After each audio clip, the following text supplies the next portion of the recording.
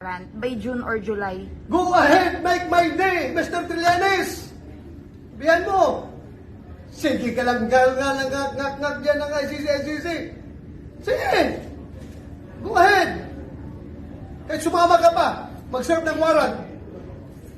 Sumama ka, ikaw mismo magpusa sa akin. 6 months later.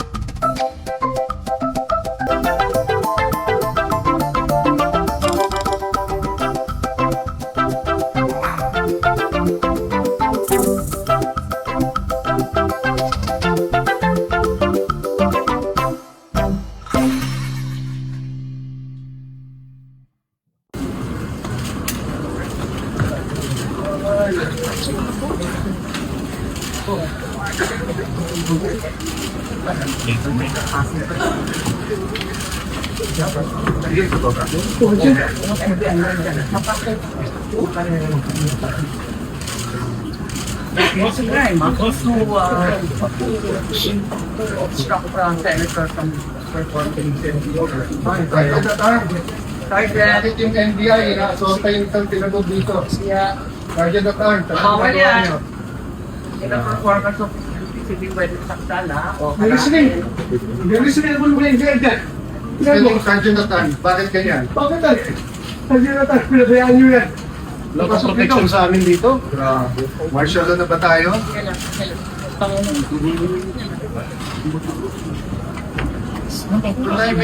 All-time medical. Pare, resume mo na. Resume. Ay, Senator.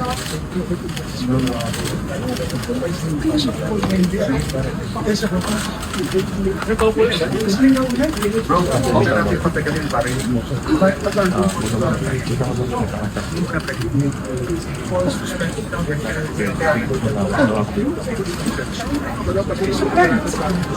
Guys, sorry, para lang hindi tumagal, they want to see na 13 tayo.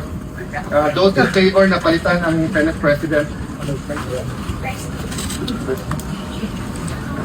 So everyone can see we're 14, baby. 14.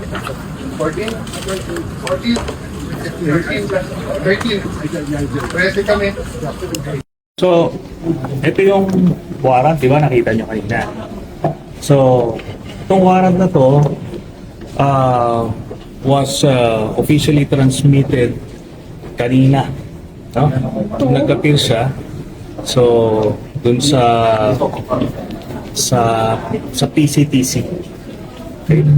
So, yun yung Interpol representative natin. So may Interpol din dito, sir? So, yeah. So, ngayon, ako personally, nandito ako kasi hinamon niya ako eh. Diba? Hinamon niya ako. Kaya sinama ako yung mag-a-arresto. Diba? O ngayon, we will make sure na ito ay ma-enforce.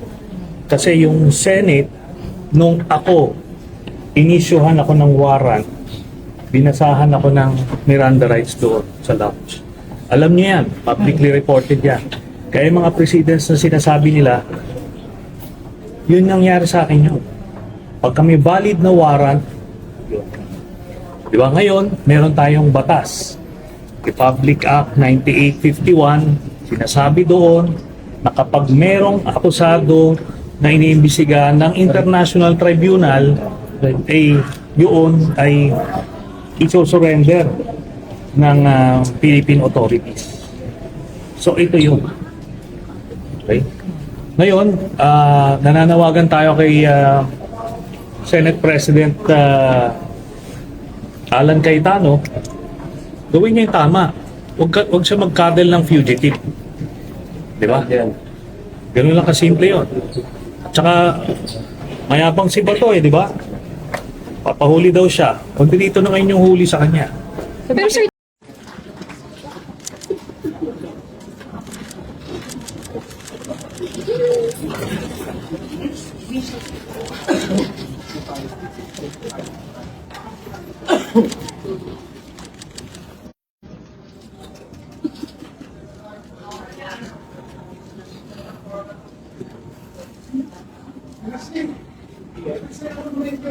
PNBI.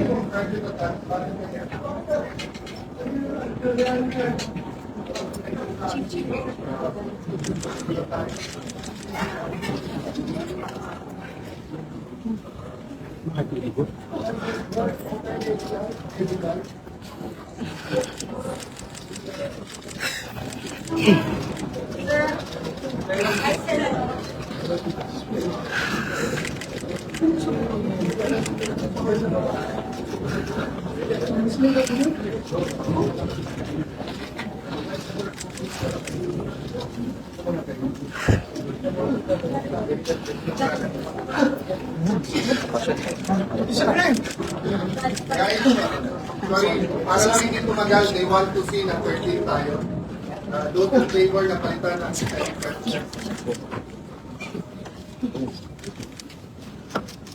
Medyo malata. Medyo malata.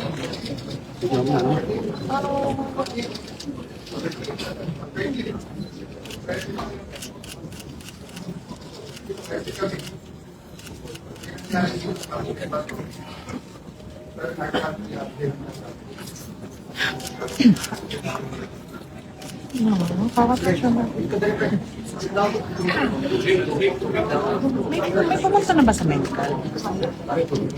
May nagtawag na ba?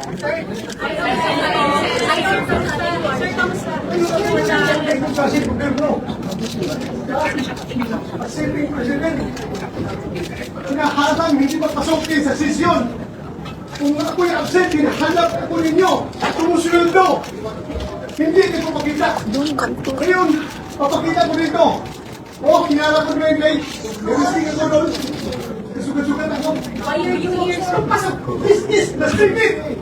Wala silang respeto sa institusyon ng Senado. Yan ang nangyayari. Ha? Ano po plano niyo sa ginawa sa inyo? Usap ko eh. Like, why are you here? Nakaka po kayo na paano? Ayaw kasi nandun sa public. Kung hindi ko papasok, hinahanap niyo ako. Diba? Kaya papasok ako, tatanungin niyo ako, bakit ako pumapasok? But, sir, may kinalaman sa pag-move, sir, para makabuo ng numbers. Lahat yan, trabaho ng senador.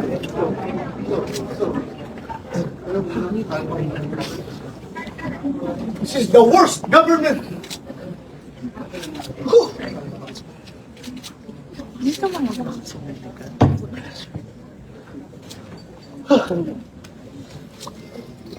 Ako! Sige. Mamaya, usap tayo mamaya. Usap tayo mamaya.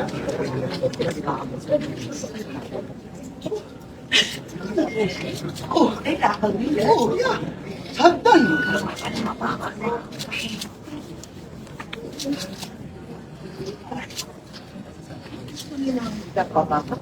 Hindi ako makapasok dito pero hindi makabuto. Yan ang purpose nila. Pero hinuhuli ka, diba? Pinapatakot na lang.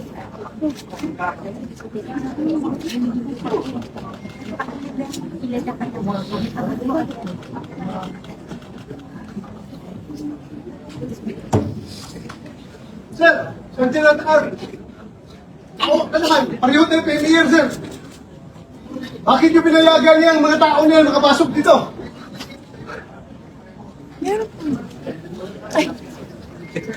Kung ikaw ang senador, sir, ako ang Lieutenant R. Magpapakamatay ako para hindi ka magalaw dito sa institusyon na ito. Magpapakamatay ako para sa iyo.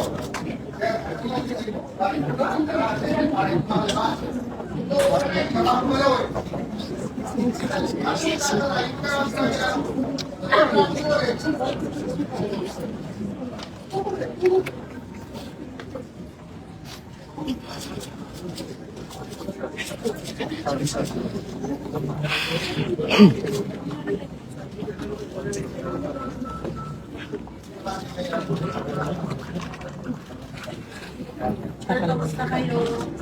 Ito, hubungan. Bakit ba hindi kayo sabi ng Pinala ko dito sa baba ng mga MBA. Hindi na pasok. Ako, akyat dito. I don't know. Anong gusto nila? Okay, sir, bakit turuan, sir? Nag-isira kami noon, di ba ba? Sagdan.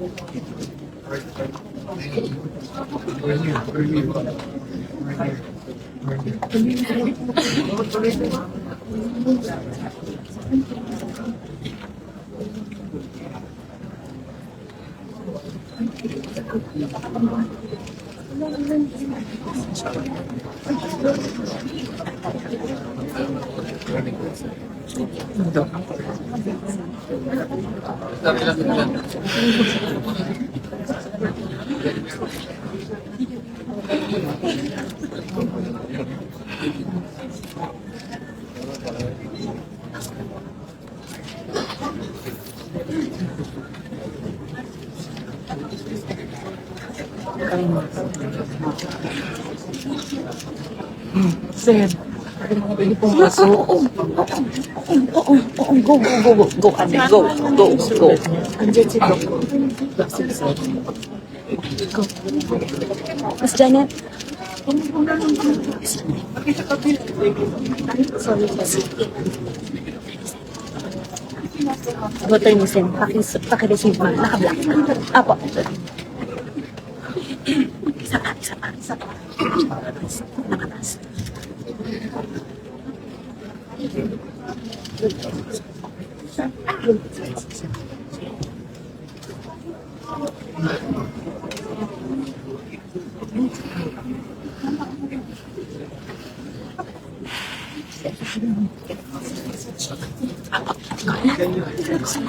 Ay, si Toxin, sir. Ay, si Doc. Ito na pa.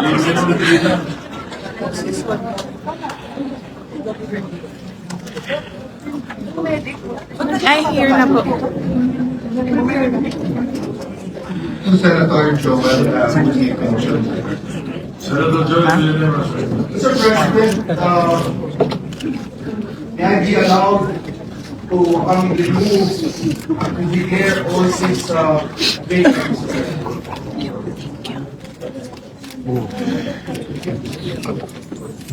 Does the majority leader say?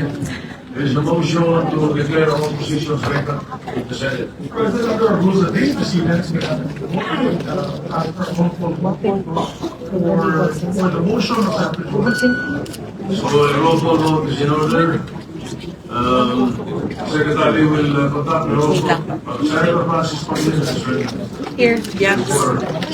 Because once we start the vote, we Yes, Mr. President. Just a clarification as to seats or positions. Are we speaking of all positions? the motion is all positions vacant. Which positions, Mr. President? All positions of elected of the leadership. Thank you. All right, Secretary will conduct the roll call vote. The motion Mga tumising sinya. declare all positions vacant. The vote in agreement is a yes and a no for the other side. Go ahead. Board of members, Honorable Senator Kim, Yari kayo mga. Senator Cayetano Alan, Senator Cayetano Pia, Senator De La Rosa, Senator Hershey, Senator Escudero, Senator Estrada, Senator Gatchalian. We cannot hear the votes of the people. Please rise and say your vote. Anything more? Roll call member, Senator Kim, Senator Cayetano Alan, Senator Cayetano Pia, Senator De La Rosa, Yes! Senator Ejercito, Senator Escudero, What? Abstain. Senator Estrada, Senator Gatchalian, Senator Go, Senator Montiveros, Senator Lacson, Senator Lapid, Senator Ligarda, Senator Marcoleta, Senator Marcos, Senator Padilla, Senator Pangilinan, Senator Tulfo Irwin, Senator Tulfo Rafi, No! Senator Villanueva. Senator Villar Camille. Senator Villar Mark. Senator Subiri. Senator President Soto. No.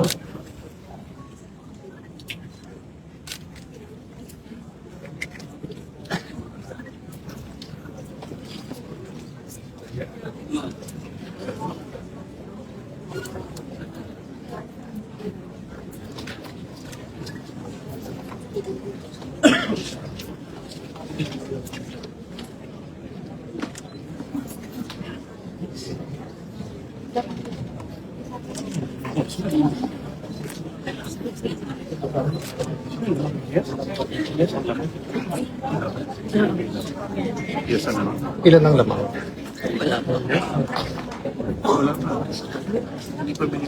Hindi pa natatali na. Sa baba siya hinalang ng NBI. With 13 affirmative votes, 10 negative votes, and 1 abstention, the positions in all the positions in the Senate is hereby declared vacant.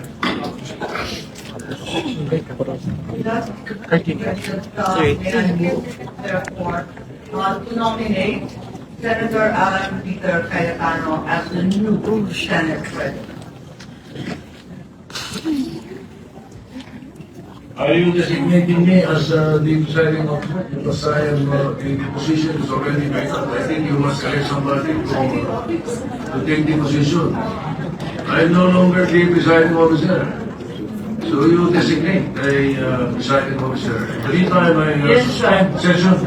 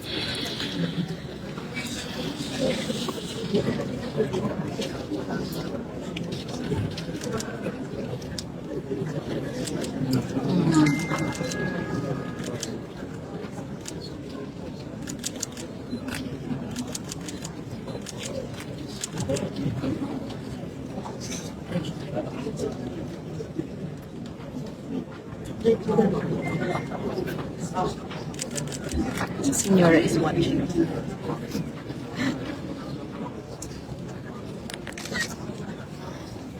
So, dahil po sa nangyari na yan, mukhang itong si Senator Batoy matagal-tagal bago po magiging usap-usapan ang kanyang pagkakadapa.